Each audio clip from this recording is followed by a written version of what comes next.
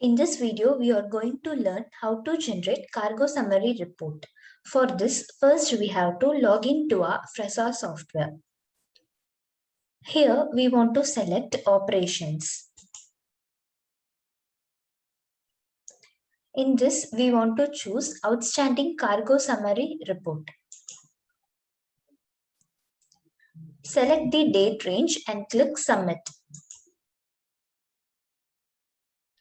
The report will display on the screen.